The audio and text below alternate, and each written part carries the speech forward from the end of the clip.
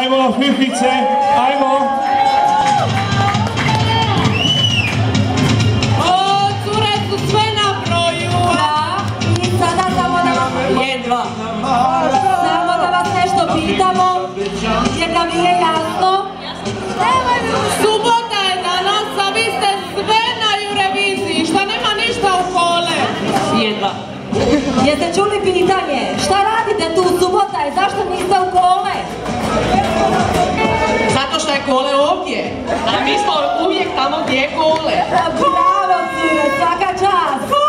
Evo možete krenuti sa izborom. Ja vas čujemo! Ti radijače.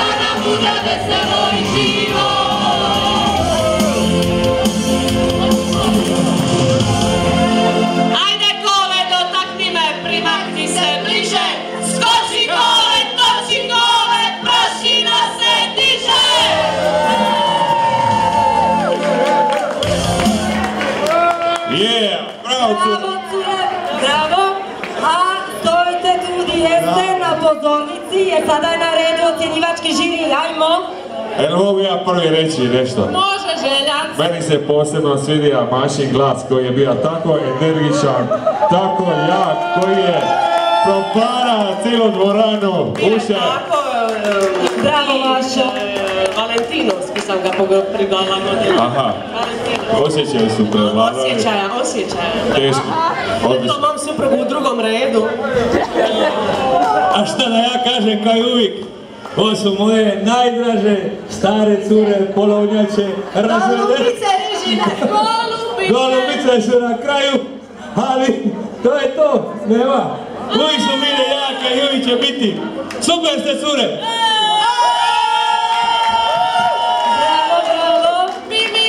Moj kolega Željko je danas pitao, a šta su to pumparice? Evo, cure, molim vas, dignite te lijepe crvene veštice da on vidi napokon šta... Evo kone osvanuje na video zidu. To su pumparice! Ljudi, dobro obratite pažnju što su pumparice. One jednostavno Još jedna polovnjača na video zidu. On je dečko novog doba i on jednostavno ne zna osim znaka, znate kakvog, ono, konopčići i to. Eto, još se okrenite, molim vas, s druge strane. Da vidimo i drugu stranu. To je hvala, super. Svaka čast, cure. I još specijalni komentar. Čika Pava. Jao. Recite Šordok. Šta im?